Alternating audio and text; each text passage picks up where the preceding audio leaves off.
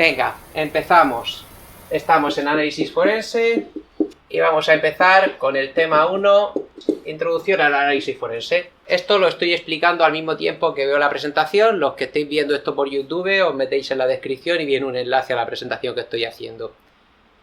Empecemos por qué es un delito informático. El Código Penal Español describe un delito informático como cualquier delito en el que esté implicado de cualquier manera un sistema informático. Pensad por un segundo la amplitud de posibilidades que nos da eso.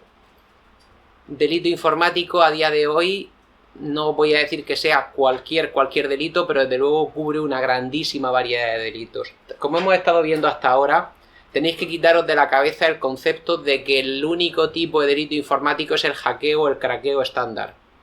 No es verdad, hay muchísimos más tipos de delitos informáticos, ¿de acuerdo? Y ya iremos viendo varios mientras vayamos trabajando. Luego también hay un convenio de ciberdelincuencia del Consejo de Europa, hablando de sistemas, redes, datos. Podéis leerlo en la presentación. Vamos a empezar a establecer una serie de conceptos básicos. El formato más estándar en el que nos metemos a ver análisis forense es en el caso de investigar un posible delito. Entonces, aunque pueda sonar medianamente rimbombante o tal, hablamos de una escena del crimen. Una escena del crimen es cualquier sitio a donde tengamos que ir como analistas forenses porque ha ocurrido algo que es susceptible de ser investigado. Luego ya se decidirá si ha habido un crimen, si no ha habido un crimen, pero eso ya lo decidirá otra persona. Aquí os estamos formando para ser peritos forenses. En este módulo en concreto os estoy formando para ser peritos forenses. Entonces, tenemos una escena del crimen que es simplemente el lugar donde tenemos que investigar. Primera cosa que hay que hacer en la escena del crimen: preservación. Antes de nada, la prioridad número 1, igual que los médicos tienen la prioridad de no dañar, el juramento hipocrático, os sonará de algo, un investigador forense tiene la primera obligación de preservar la información.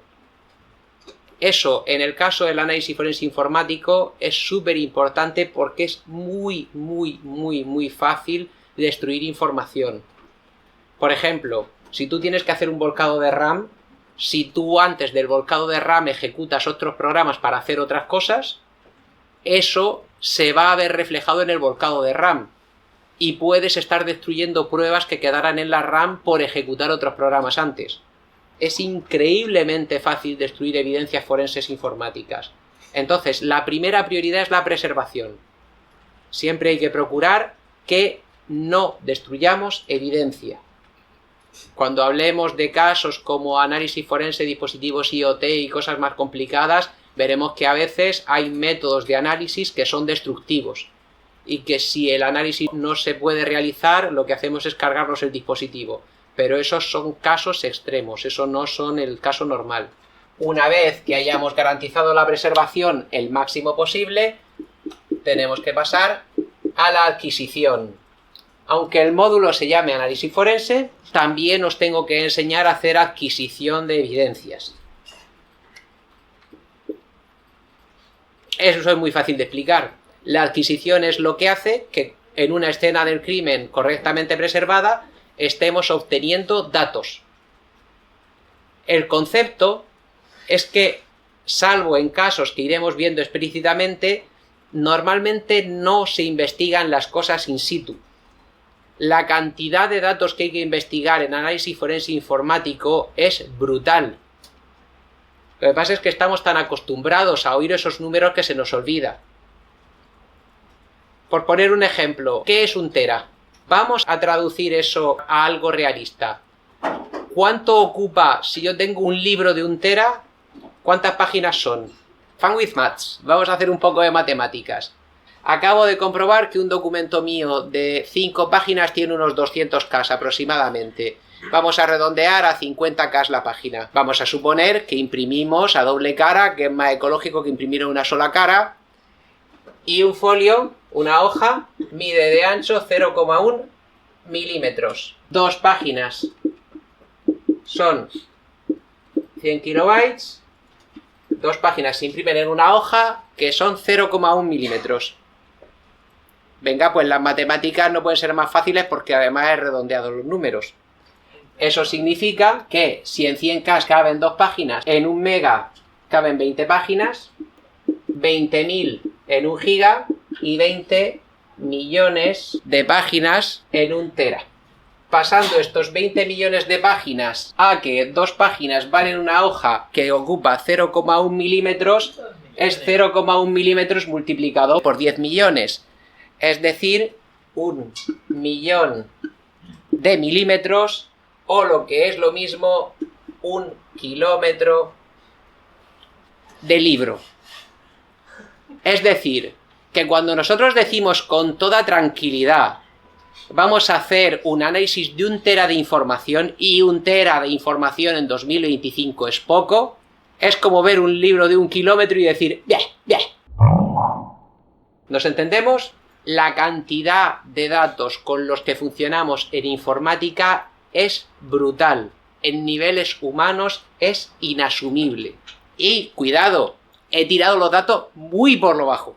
Entonces, cuando pasamos a la fase de análisis, cuando vayamos viendo herramientas de análisis forense, en más profundidad, porque de momento solo hemos visto FTK Imagen, pero cuando empecemos a ver herramientas como Autopsy o como OS Forensics o cosas por el estilo, y veamos herramientas específicas, vais a ver que son muy poco mágicas, porque de lo que se tratan las herramientas de análisis forense es absolutamente siempre de lo mismo, de filtrar y organizar la información. Por supuesto, se puede hacer análisis forense sin herramientas específicas, pero para lo que necesitas una herramienta de análisis forense es para poder decir, quiero solo los correos que sean entre este día y este día, que estén mandados por esta persona, que estén mandados a esta persona, a estas horas, que son las horas de oficina, que son las horas en las que estoy investigando si se han enviado, y que contengan la palabra tal. Y entonces, de esos millones de correos que tenías para mirar, se te queda en cientos, y entonces empiezas a investigar esos cientos de correos y a marcarlos como evidencia informática o no, y para qué. Ahora hablaremos de cómo funciona eso. Nuestro trabajo es llegar a una escena del crimen, preservar la evidencia, luego adquirirla, y después, ya fuera de la escena del crimen, normalmente es muy raro que se haga análisis forense en directo. Normalmente en directo solo se recopila la información, o en vivo o en muerto, ahora después hablaremos de lo que es eso. Y después de recopilar la información en la escena del crimen se hace el análisis forense después en laboratorio forense informático. Una vez que ya hayamos hecho el análisis, que el análisis forense, por la complejidad de lo que os estaba diciendo, siempre va a ser incompleto por narices, siempre tienes que fijarte en lo que puedas, en lo que tengas tiempo, y tienes que tener en cuenta cuál es el presupuesto y el tiempo para hacer ese análisis forense. Después de ese análisis forense se obtiene una documentación, que eso ya lo hemos hablado. Si veis los resultados de aprendizaje de este módulo, hay un resultado de aprendizaje específico de documentación, porque además de hacer el trabajo, tienes que ser capaz de informar del trabajo que has hecho. Es parte fundamental de ese trabajo. Y después viene la fase de presentación, que es cuando, por ejemplo, tienes que ir a un juicio a defender el análisis forense que has hecho y a llevar la documentación y decir ante un juez y ante el interrogatorio de un abogado cómo has trabajado, qué has hecho, cómo lo has hecho, y enfrentarte a un contraperitaje o similar. No os estoy diciendo que absolutamente siempre vayan a cumplirse que participéis en estas 6 cosas. Cualquier trabajador puede aparecer en cualquier sitio y dejarlo en cualquier sitio, pero el proceso es este. Sería muy extraño que alguien apareciera en la escena del crimen, ayudara en la preservación, luego desapareciera y luego ayudara en la documentación y en la presentación. Sería muy extraño. Pero sí puede ser perfectamente que alguien haga el análisis forense, pero luego no participe en la documentación final, sino solo participe en documentación interna. O que de todo el mundo que ha participado en el análisis y en la documentación, solo 1 o 2 se vayan a la parte de presentación. Todo eso entra dentro de lo perfectamente normal. Podéis dar por hecho que se participa en una o varias fases, pero lo normal es que sean en ese orden y conectadas.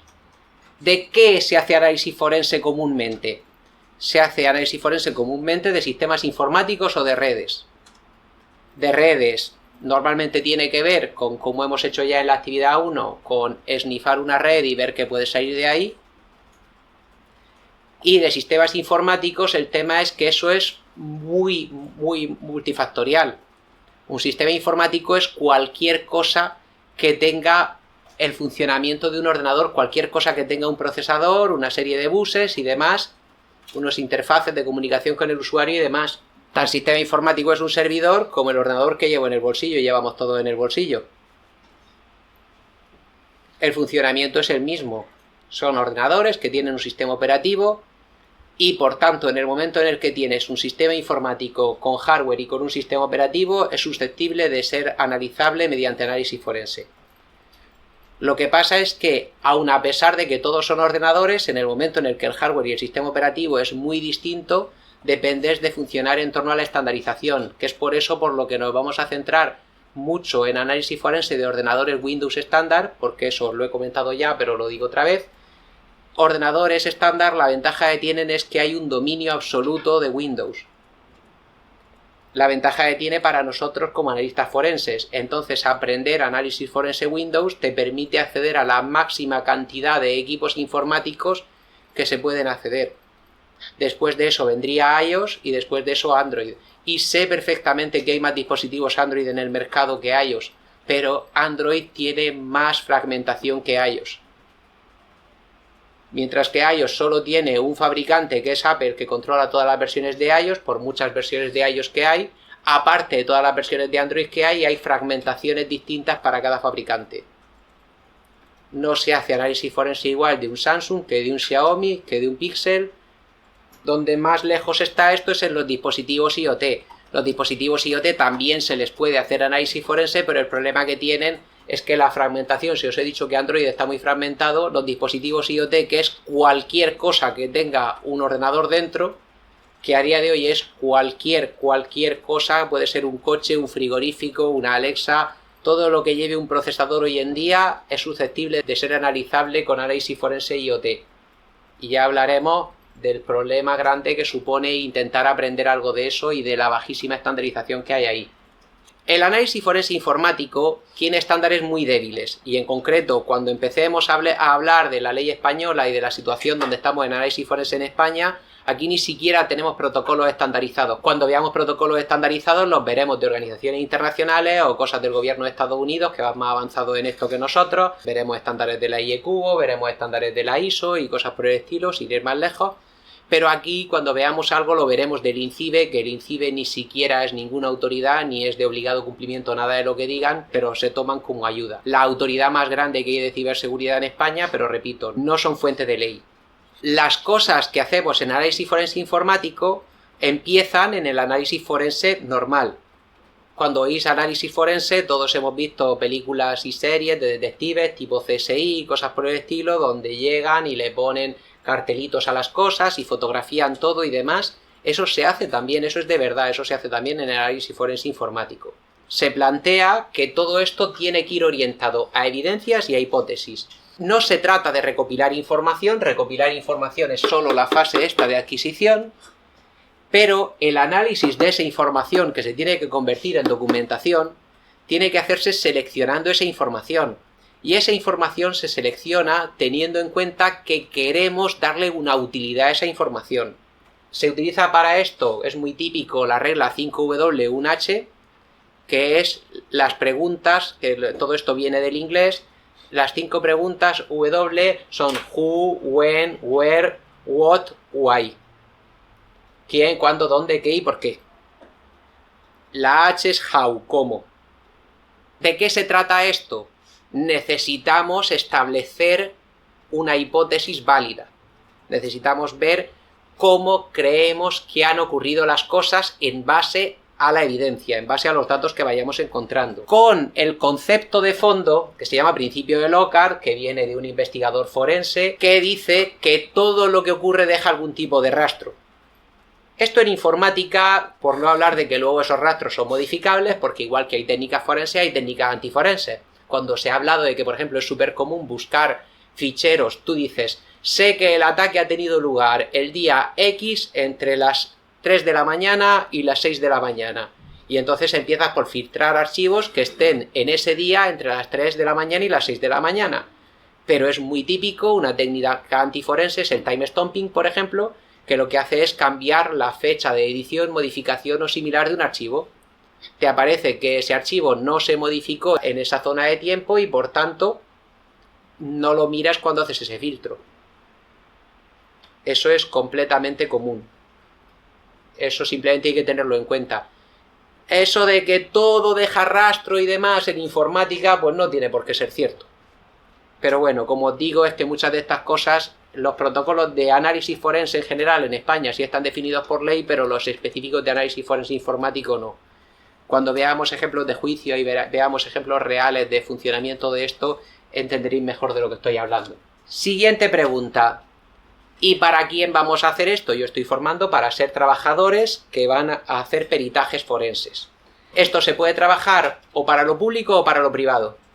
Trabajar para lo público significa trabajar o bien para un juzgado o bien para cuerpos y fuerzas de seguridad del Estado. Las dos cosas son válidas y las dos cosas te convierten en servidor público, y ahí tienes bastante menos problemas de temas de tiempo, presupuestos y cosas por el estilo, porque consideramos como sociedad que si, por ejemplo, ha muerto una persona, la cantidad de tiempo, esfuerzo y dinero que dedicamos a investigar eso es muy alta y consideramos que se debe hacer así. Y creo que en general todos estamos de acuerdo con eso. También se puede trabajar para la parte privada, que la situación es completamente distinta. Cuando tú en lugar de eso estás hablando de un caso de espionaje industrial o estás investigando si un trabajador ha robado algo de la empresa o ha utilizado los ordenadores de la empresa de una forma que no debería, que también es un trabajo que perfectamente podéis hacer con los conocimientos que os enseñamos aquí, ahí normalmente te encuentras con un mundo completamente distinto, en el que está mucho más medido las horas hombre que se le pueden dedicar a un caso, y al mismo tiempo te encuentras con que tienen muchísimas menos limitaciones. Cuando tú estás trabajando para el Estado, tú tienes que adherirte absolutamente a toda la legislación vigente y a las limitaciones que tengas en cada momento. Mientras que a día de hoy en una empresa moderna, lo normal es que tú cuando entras a trabajar para la empresa firmes que el ordenador de la empresa es de la empresa y todo lo que hagas se puede investigar, que la cuenta que te dan de la empresa es de la empresa y que todo lo que hagas con esa cuenta es susceptible de investigarse, y por tanto tú como analista forense tienes que llevar muchísimo menos cuidado de dónde puede entrar y dónde no puede entrar, porque lo puede coger absolutamente todo el ordenador de la empresa por defecto. Normalmente, evidentemente habrá que coger en cada caso y meterse solo en las cosas que te pueden meter. Completamente distinto el mundo del trabajo para el ente público que el trabajo para una entidad privada. En otras cosas puede ser más parecido, pero en forense son trabajos brutalmente distintos. Una referencia de cosas que necesitas a la hora de irte a una escena del crimen, os lo he puesto ahí, una lista según el Departamento de Justicia de Estados Unidos, no la voy a copiar entera aquí. Repito, los que estéis mirando esto por YouTube tenéis un enlace en la descripción a la presentación que estoy haciendo. Y si os fijáis, específicos de informática hay muy pocos. Eso que dice de herramientas no magnetizadas o memorias USB, o el tema de las bolsas de aislamiento electromagnético os puede llamar la atención. Las bolsas de aislamiento electromagnético son lo que se llama bolsas de Faraday, son jaulas de Faraday. Las jaulas de Faraday son estructuras que impiden, al menos en teoría, el 100% de las comunicaciones y de las ondas electromagnéticas dentro.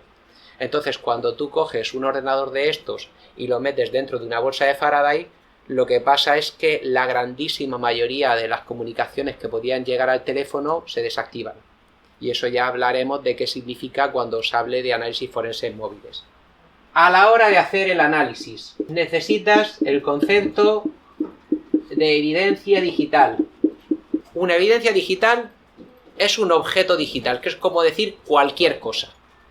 Una evidencia digital puede ser tráfico de red, una evidencia digital puede ser una parte de un volcado de RAM, una evidencia digital puede ser las modificaciones concretas que se hicieron en una fecha sobre un archivo, una evidencia digital puede ser un correo electrónico. Objeto digital, cualquier cosa. Cualquier cosa, pero no todo lo que tienes es evidencia. Lo que sacas de esos datos e identificas como evidencias, que se enumeran y se marcan y se meten dentro de una línea de tiempo, ahora hablaremos de eso, tiene que cumplir para empezar que sea información fiable. Tú no puedes incluir como evidencia rumores, suposiciones o cosas por el estilo. Tiene que ser cosas que sean repetibles, cosas que otra persona pueda llegar a esa misma información y obtener los mismos datos. Y luego, para que algo sea evidencia, tiene o que apoyar o que refutar una hipótesis. Cuando tú estás haciendo un análisis forense, tú partes de una investigación concreta.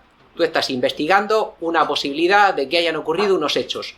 No necesariamente sabes en qué momento o qué persona lo ha hecho ni tal. Hay una variabilidad muy alta.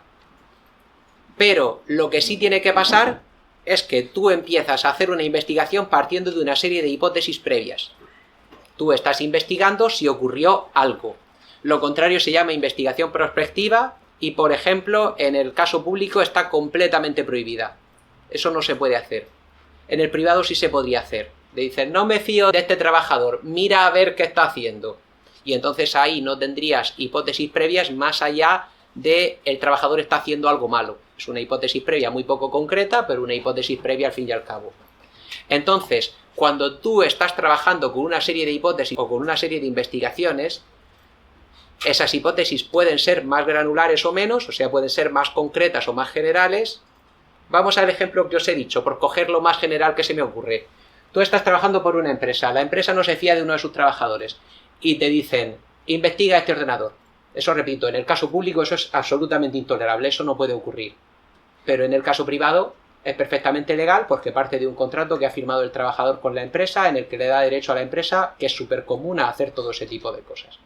Entonces, tú empiezas a investigar el ordenador de esa persona y estás buscando actitudes que se consideren un incumplimiento del contrato con la empresa.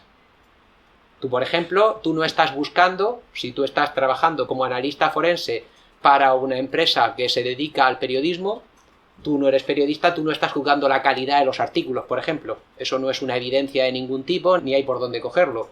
Tú estarías buscando, por ejemplo, que esté utilizando el ordenador de la empresa en horas de trabajo para cosas no relacionadas con su trabajo. Entonces estarías buscando, dentro del horario que está trabajando, pues por ejemplo, acceso a páginas web que no debería, o cosas por el estilo, o bien correos que le esté mandando a un contacto de la competencia de otro periódico con posibles filtraciones del trabajo que se está haciendo en ese periódico, o cosas por el estilo. Entonces, para que algo sea evidencia, tiene que ser relevante, tiene que ser información fiable y tiene que encajar en una hipótesis. Repito, encajar para apoyarla, porque he estado a punto de decir confirmarla, no hay ninguna prueba que confirme una hipótesis. Eso es absolutamente imposible. Tú puedes apoyar una hipótesis, tú vas encontrando evidencias y esas evidencias dices esto es coherente con que ocurra esto. Tú no eres abogado, ni eres detective privado, ni estás buscando la verdad en el sentido de buscar conclusiones. Tú estás buscando qué cuadra con qué.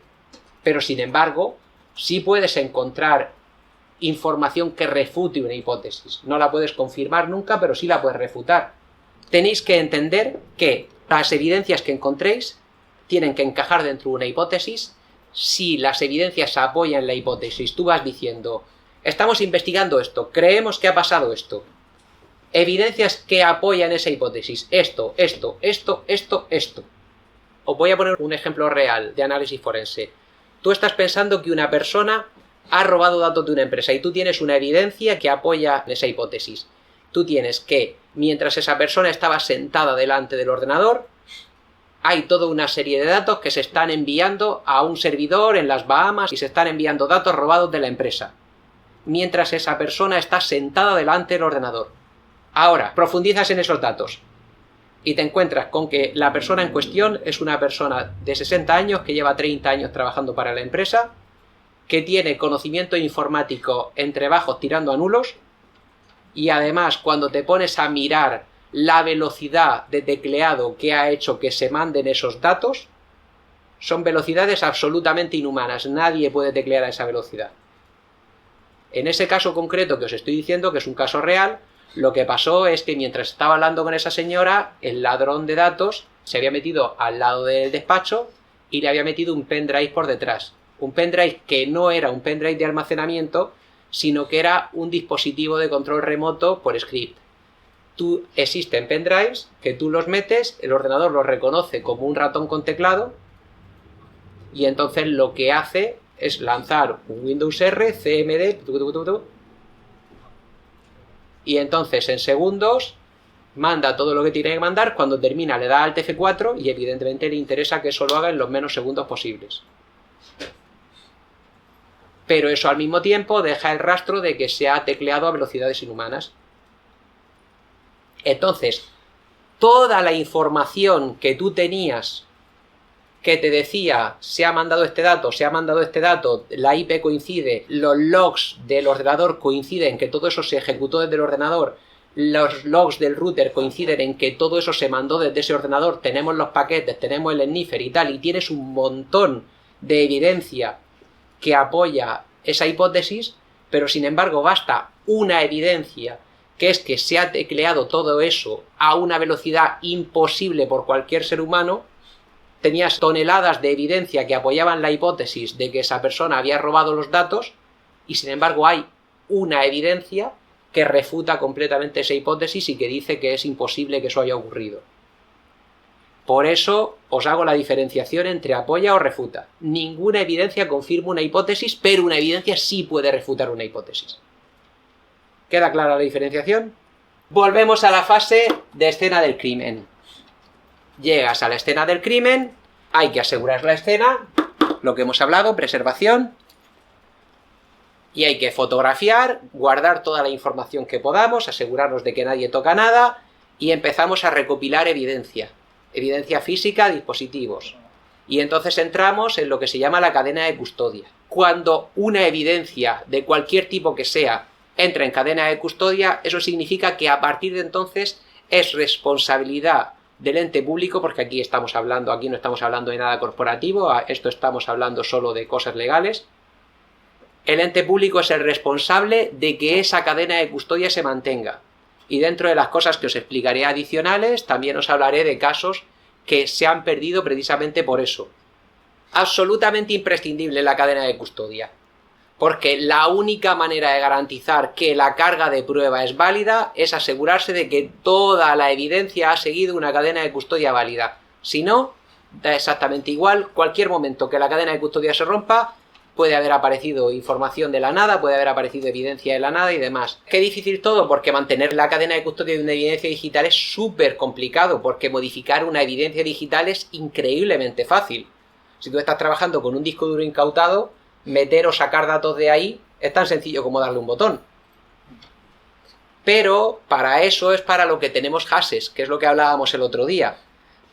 Una cosa muy buena que tiene el funcionamiento, igual que antes os he hablado de los inconvenientes que tiene el análisis forense digital, una de las cosas buenas que tiene el análisis forense digital es que la cadena de custodia puede simplificarse muchísimo. Porque si, por ejemplo, tú, lo que os decía antes, un disco duro se pierde durante un día, ¿será posible que le hayan hecho modificaciones o que hayan plantado pruebas o que hayan eliminado pruebas o cosas por el estilo? Si tienes los hashes de cuando el disco duro se incautó, lo único que tienes que hacer es, después de que el disco duro reaparezca, volver a hacer los hashes. Si los hashes coinciden, entonces no ha habido ninguna manipulación, porque no puede ser de otra manera. Los hashes son suficientemente seguros. Si resulta que el hash ahora del disco duro ha cambiado, esa prueba ya no es válida, pero lo normal es que tengas imágenes forenses de ese disco duro, y entonces lo que se haría sería, ese disco duro como prueba se descarta. También puede ser que no haya pasado nada, sino que simplemente el disco duro se haya degradado, o como os he dicho alguna vez, si es un SSD, que haya ocurrido un trim en el SSD y entonces al hacer el trim ya no tiene la misma imagen forense y por tanto ya no tiene el mismo hash, aunque los datos sean los mismos. Pero si tú tienes una imagen forense antigua, vuelcas esa imagen forense a un disco duro limpito, nuevecito, y a partir de entonces esa es la evidencia. Porque la evidencia digital no tiene original ni copia. La copia digital de algo es exactamente idéntica a la evidencia original. Hay niveles de seguridad que tiene el análisis forense informático porque tú no le puedes calcular el hash a una pistola. Si la pistola desaparece de la cadena de custodia, esa prueba ya no es válida para absolutamente nada. Todas las evidencias que se hayan sacado de esa prueba antes son válidas, pero en cuanto se rompe la cadena de custodia, nada de lo que se investigue después es válido. Porque, como os digo, se pueden haber eliminado o plantado pruebas, no tienes forma de saberlo. A la hora de adquirir evidencias, hay que tener en cuenta que existe una cosa que se llama la persistencia. No todas las evidencias digitales tienen el mismo tiempo de vida. Un ejemplo obvio, los registros y la caché del microprocesador. Los que no sepáis mucho de hardware, os cuento Los registros de microprocesador son una memoria increíblemente pequeñísima de aproximadamente medio kilobyte en el que actúan todos los programas del ordenador, absolutamente todos. Es rarísimo que haya un programa que no use registros, estaría increíblemente mal optimizado. Entonces, todo el rato el sistema operativo y los programas están sobreescribiendo esos registros. El concepto de que yo pueda encontrar información forense válida en esos registros no es imposible, pero es ciencia ficción. Los registros se pueden cambiar en aproximadamente un cuarto de nanosegundo. Coges un segundo, lo partes en 4.000 millones de pedazos, y en uno de esos 4.000 millones de pedazos de un segundo se puede cambiar un registro. Entonces las posibilidades de que tú puedas sacar un dato válido de un registro son magia. ¿Es imposible? No. Si tú sabes que un programa concreto guarda en el registro AX no sé qué dato, tú puedes obtener el AX a ver si hay suerte y cuadra. Pero lo normal es que no. Pero desde luego, si lo quieres extraer, lo tienes que extraer absolutamente lo primero. Porque cualquier programa que ejecutes va a modificar eso. Si tú dices, no, saco la RAM primero, el programa que utilices para extraer la RAM va a modificar los registros. Y va a modificar la caché y por tanto ya no los puedes extraer. Si hay que extraer algo, por ejemplo, os he dicho la memoria RAM. Si por ejemplo quieres extraer el contenido de una carpeta, antes de extraer el contenido de la carpeta o antes de obtener el tráfico de red, tienes que sacar el contenido de la RAM. Porque si no, cuando saques el contenido de la RAM, te va a salir el programa de extraer el tráfico de red ejecutándose en la RAM. Porque todo se va a la RAM, cualquier cosa que ejecutes. Se habla de análisis forense en vivo y en muerto. Realmente, más que de análisis forense, estamos hablando de adquisición. Si queremos ser exhaustivos. Esto es una diferencia absolutamente fundamental. No es mejor sacar datos en vivo que sacar datos en muerto. Esto es muy fácil. En vivo es con el ordenador encendido, en muerto es con el ordenador apagado. Pero el protocolo es completamente distinto. Un ordenador normal y corriente, un ordenador de sobremesa. Si le obtienes datos en vivo, hay toda una serie de datos que puedes sacar, como por ejemplo la RAM o el tráfico de red. Con el ordenador apagado, la RAM se borra y el tráfico de red se para. Por tanto, con el ordenador apagado no puedo obtener esos datos. ¿Es mejor entonces el análisis forense en vivo? No necesariamente, porque en muerto tú puedes sacar un volcado a nivel de bit del disco duro.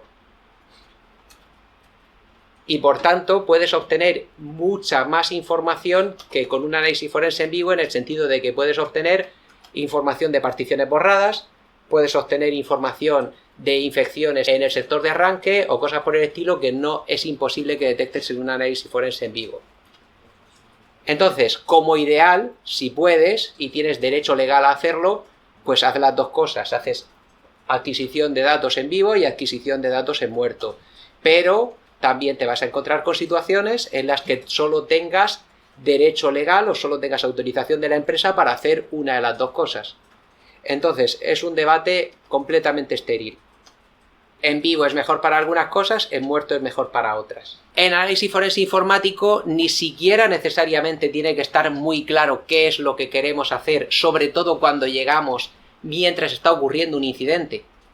Porque podemos llegar a una escena del crimen, que es el caso prototípico, en el que el analista forense llega a investigar algo que ya ha ocurrido y llega a investigar el pasado, pero también puede ser que se esté investigando el presente, también puede ser que cuando llegas a investigar esté ocurriendo el incidente en el mismo momento en el que tú estás haciendo las cosas.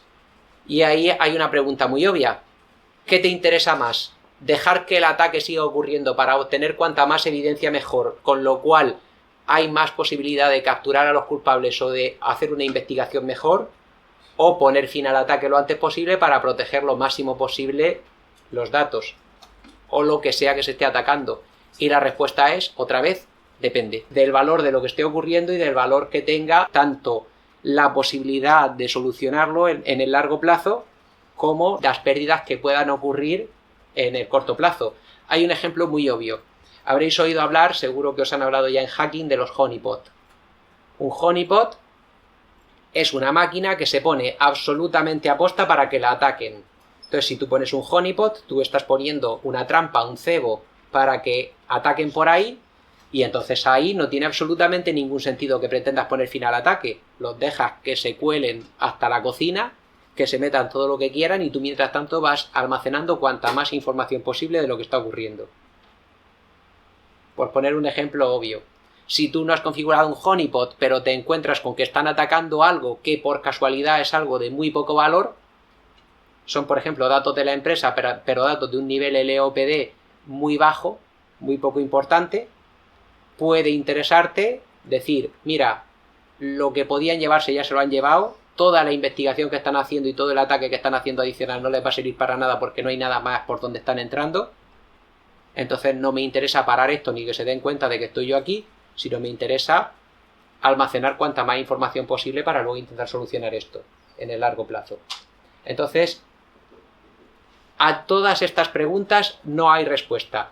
O bien se funciona con el protocolo que tenga la empresa o con el protocolo que tenga quien te haya contratado, o con la legislación vigente, o con la información que tú tengas en el momento y tu experiencia. Todo el proceso de análisis forense tiene que ser protocolario. Todo el proceso de análisis forense tiene que ser por encima de ninguna otra cosa repetible. Porque un peritaje forense tiene que ser posible someterlo a un contraperitaje. Cuando tú haces una documentación de qué has hecho, de cómo has hecho un análisis, una adquisición y cosas por el estilo, tú tienes que ser exhaustivo en que absolutamente todo lo que estés haciendo luego otra persona lo pueda replicar paso por paso y obtener los mismos resultados que tú. Y es muy importante documentar todo lo que estás haciendo, con qué versiones, en qué orden y de qué manera, incluidas las cosas que hagas que no sean productivas. Tú, por ejemplo, piensas que tú investigando los correos entre tal fecha y tal fecha puedes encontrar un correo que indique, apoye la hipótesis de que esta persona se comunicó con tal otra persona. Miras todos los correos entre esta fecha y tú dices, yo no he encontrado evidencia aquí ninguna que apoye esta hipótesis ni que la refute. Que luego otra persona puede replicar eso, hacer exactamente lo mismo que tú, siguiendo exactamente el mismo protocolo, y tiene que encontrar exactamente la misma información. Que si después de eso, con el contraperitaje, hay una información adicional, por ejemplo, que la persona a la que estás investigando tenía una cuenta de correo secundaria donde se mandaba cosas para luego mandárselas a un tercero y cosas por el estilo, entonces puede encontrar evidencia que tú no encontraste porque tenías menos información. Eso no has hecho tú absolutamente nada mal, simplemente estabas trabajando con unas hipótesis distintas y con unos datos distintos. Pero tú tienes que dejar siempre muy claro lo que estás haciendo, en busca de qué y lo que has encontrado. Busco correos entre el 6 y el 8 del mes tal, del año tal, entre este usuario y cualquier usuario externo, y no encuentro ningún correo que vaya al correo de tal, tal o tal, que son los que estoy investigando, que son los que partíamos de la hipótesis de que podía estar comunicándose con ella. Y entonces alguien que haga un contraperitaje repite exactamente lo mismo y tiene que obtener exactamente lo mismo. Hay que asegurarse de preservarlo todo y de que todo lo que hagas sea repetible. Y hay que asegurarse siempre de respetar la cadena de custodia. Que siempre se sepa dónde está cada elemento de prueba, qué se está haciendo con él y por qué. Y durante cuánto tiempo lo ha tenido una persona y haciendo qué. Y eso teniendo en cuenta que la responsabilidad ya ahí ni siquiera es de empresa. Si a tu empresa llega un disco duro, no vale decir, hemos tenido el disco duro un mes y lo hemos devuelto. No, durante ese mes que ese disco duro, que es una evidencia, ha estado en la empresa, ¿qué habéis hecho con él? ¿Cómo y por qué? Es un mal ejemplo porque un disco duro no te lo mandan, te mandan una imagen forense del disco duro. En análisis forense muerto, es muy típico que tengamos una memoria secundaria, un disco duro USB o similar, y queramos hacerle un volcado. Y queremos hacerle un volcado a nivel de bit. ¿Por qué?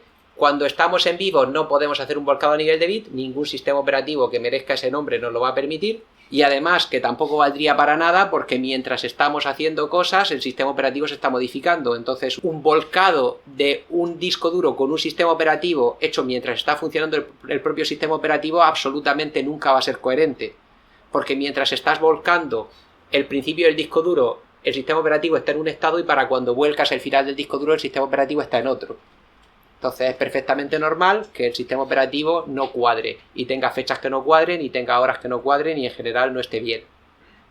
Eso no tiene absolutamente nada de extraño. Si pretendes hacer un volcado a nivel de bit en análisis forense en vivo, si tienes que hacer un volcado de un disco duro en análisis forense en vivo, normalmente se hace un volcado lógico, y asumiendo que el sistema operativo va a ser incoherente después. Si quieres hacer un volcado físico, se hace en un análisis forense muerto, se hace con la memoria secundaria a tu disposición, y se hace preferiblemente con una clonadora. Una clonadora es un aparato muy caro, específico forense, porque está certificado para uso forense, en el que simplemente metes un disco duro, metes otro disco duro igual o más grande, y lo clona bit por bit. Y deja una copia absolutamente idéntica del disco duro A en el disco duro B. Y también en ese proceso cualquier clonadora seria te da hashes, ahora iremos a eso. Si no puedes usar una clonadora, la siguiente mejor opción es un bloqueador de escritura hardware, que es una de las cosas que usaremos en el taller de aquí. Un bloqueador de escritura hardware es un aparatito que se coloca entre el disco duro y el ordenador y que garantiza a nivel físico que se puede leer el disco duro pero no se puede escribir. Y sirve para discos duros NVMe, para discos duros M2 SATA, para discos SATA, para discos conectados por USB. Ese bloqueador de escritura se utiliza, en lugar de para clonar, se utiliza para crear imágenes forenses. Creas una imagen, por ejemplo, de 0,1, como lo que hicimos el otro día, pero garantizando en el proceso que mientras esa imagen se está haciendo es absolutamente imposible modificar el objeto de prueba. Y tienes una imagen forense, y esa imagen forense te va a dar hashes exactamente igual que los que te daba la clonadora. Y evidentemente te tiene que dar los mismos, que son los hashes del contenido. Cuidado, porque no te tiene por qué salir el mismo hash al hacer un hash del contenido que al hacer un hash del continente. Si sacas un fichero de 0,1, que es un fichero comprimido y con cabecera, el hash de esos datos comprimidos con la cabecera van a ser evidentemente distintos que los hashes del contenido, aun a pesar de que estén haciendo un hash de lo mismo. Es lo mismo que si pretendes leer a nivel de bit un archivo .zip que el archivo sin comprimir. No va a salir lo mismo.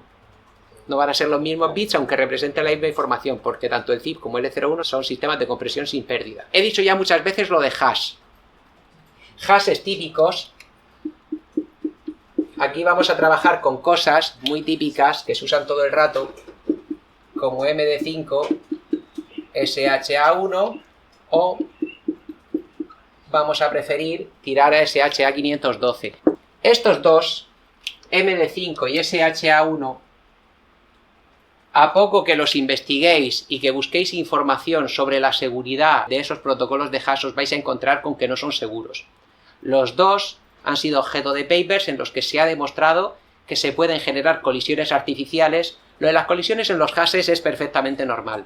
El SHA-512, por ejemplo, como su propio nombre indica, es de 512 bits. Evidentemente el SHA-1 no es de un bit ni el MD5 de 5 bits, pero el SHA-512 sí es 512 bits de hash. Los hashes son una operación matemática que tiene que cumplir una serie de cosas. Tiene que ser muy fácil de calcular para un ordenador, no intentéis calcular un hash a mano que os morís.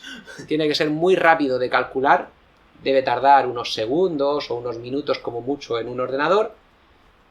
Tiene que ser increíblemente difícil de descalcular, porque vale, descalcular, si tú has cogido un disco duro de 1 tera y has sacado un hash de 512 bits, evidentemente a través de esos 512 bits no puedes recuperar el tera.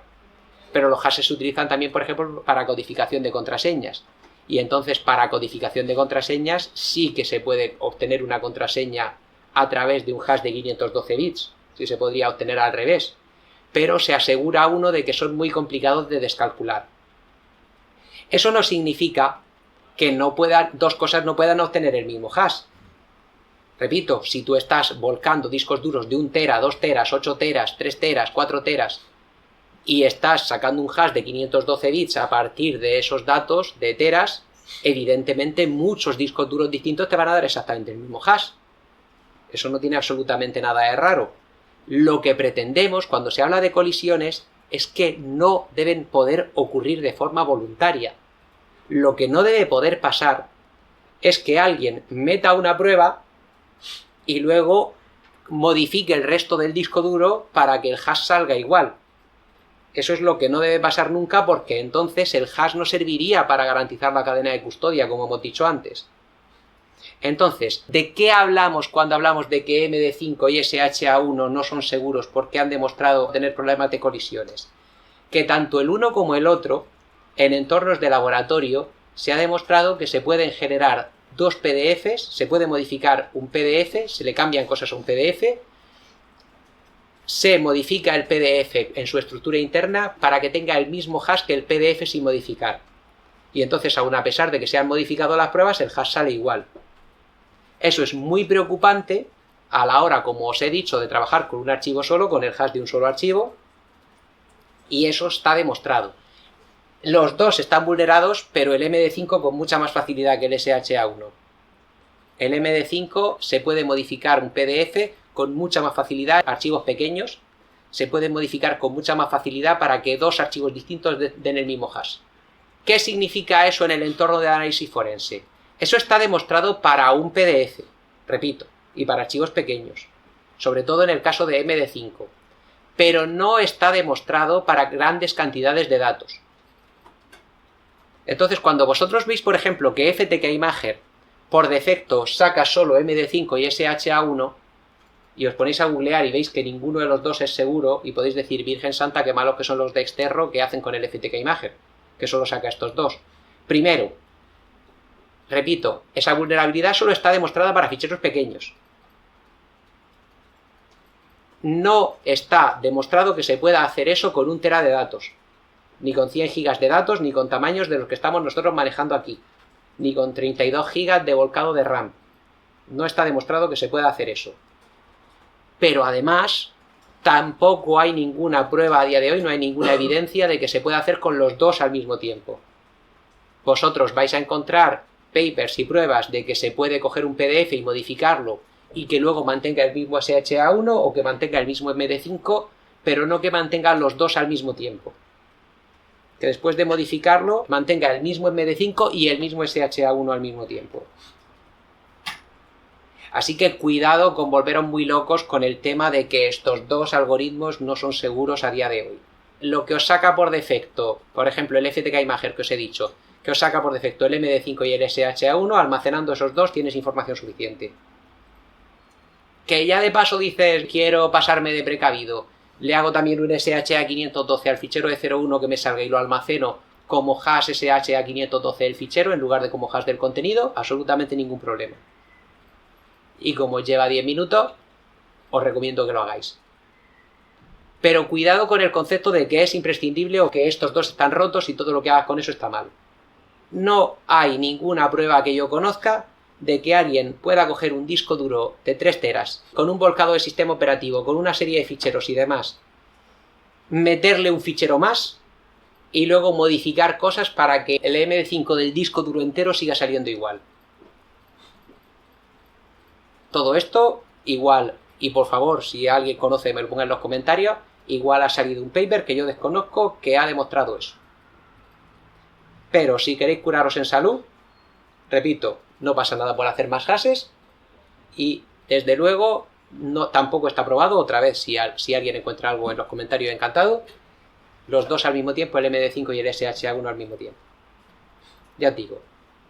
Entonces cuidado con los titulares del tipo esto no vale. Porque además siempre va a ser mejor tener un hash, aunque no fuera seguro, aunque pudiera en algunos casos modificarse, va a ser mejor tener un hash malo que no tener ningún hash. Un hash es una protección adicional, porque además, si durante todo el proceso se ha respetado la cadena de custodia, ni siquiera necesitamos el hash. Unos cuantos datos más. A la hora de volcar, por ejemplo, un disco duro, sigamos con lo mismo, tú puedes analizarlo a nivel físico o a nivel lógico. A nivel lógico tú lo estás analizando como usarías un sistema operativo y a nivel físico lo estás analizando a nivel de bit. Como os he dicho antes, si lo analizas a nivel de bit, hay cosas que puedes obtener que no puedes obtener de algo lógico. Si, por ejemplo, alguien ha borrado una partición, al borrar la partición no se borra, se marca como no existente, los datos siguen estando, pero ya no los vas a obtener haciendo un volcado de las unidades que ve un sistema operativo. Necesitas apagar el ordenador, sacar el disco duro, clonarlo y sacarle una imagen a nivel físico y analizarla a nivel físico. Necesitas hacer un análisis temporal. Lo de la información oculta, lo que os he dicho antes, si existe, aplicaciones y archivos también cómo se puede hacer, y propiedad y posesión se refiere a de qué usuario es un determinado fichero, por ejemplo, pero también qué usuario lo está usando, que no tiene por qué ser el mismo. Toda esa información se obtiene a través de lo que se llaman timestamps, que lo veremos. Los timestamps eran case, creo recordar que sí. Si no, pongo aquí un subtítulo y lo digo bien. Muy importante, el concepto de línea de tiempo. A la hora de analizar evidencias que apoyen o refuten una hipótesis dentro de una investigación forense, necesitas hacer eso dentro de una línea de tiempo. Me explico. Si tú estás diciendo que un usuario respondió a un correo que le había mandado otro usuario con información sensible y tal, porque se le pidió, porque se le prometieron determinadas cosas o cosas por el estilo, y esa es la hipótesis que tú estás manejando, y encuentras los dos correos en el que el otro acusado le pide una serie de información al que estás investigando, y encuentras otro correo en el que éste se lo manda, eso a priori es evidencia que apoya una hipótesis. Pero necesitas establecer eso dentro de una línea temporal. Porque si el correo en el que le pide la información es posterior a cuando se la ha mandado en lugar de anterior, si primero le manda la información y luego se la pide, la hipótesis no cuadra. Sé que es una perogrullada lo que acabo de decir, pero quiero decir que no basta con evidencias que apoyen o refuten una hipótesis. Eso tiene que entrar en una línea temporal y tienes que establecer, si por ejemplo estás investigando cómo ocurrió un ataque a un ordenador, necesitas establecer una línea temporal que cuadre. Y necesitas decir, vale, si primero se atacó por aquí, luego se atacó por aquí, luego se hizo una escalada de privilegios y demás, necesitas información que pruebe que todo eso cuadra.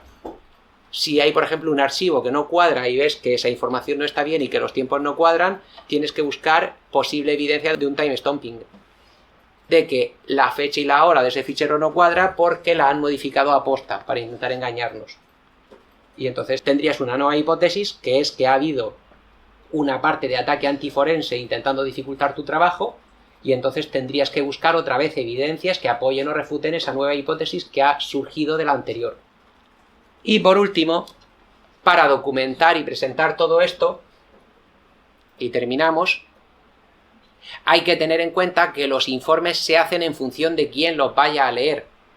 Puede ser que estés haciendo un informe forense que sea exclusivamente para otro analista forense que vaya a ser el que haga otros informes que vayan a otros públicos. Tú, por ejemplo, puedes necesitar contratar dos niveles de analistas forenses. Uno hace un peritaje dentro del mismo.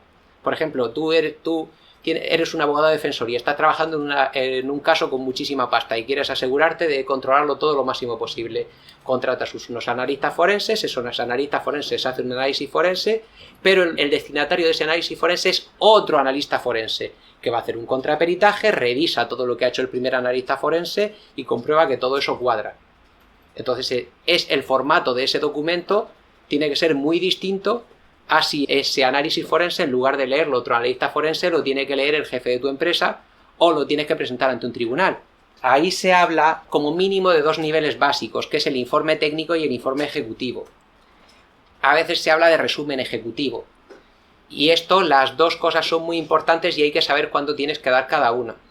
El informe técnico es imprescindible, sobre todo si estás en un entorno en el que se te puede realizar un contraperitaje, necesitas que esté absolutamente todo documentado, pero luego esos cientos de páginas que te puedan salir con mucha facilidad, necesitas un resumen que lo pueda entender alguien que sea lego en la materia. Y eso es lo que se llama un resumen ejecutivo o un informe ejecutivo, para que lo lea, como su propio nombre indica, un ejecutivo. Y eso tiene que ser un resumen de lo que has encontrado, de lo que no has encontrado y de lo que cuadra con lo que se te pedía y lo que no. ¿Qué hipótesis se consideran más probables? ¿Qué hipótesis se consideran menos probables? ¿Qué hipótesis están completamente descartadas, basadas en la evidencia y por qué? Lo más sencillo posible y que lo entienda todo el mundo. ¿Alguna duda?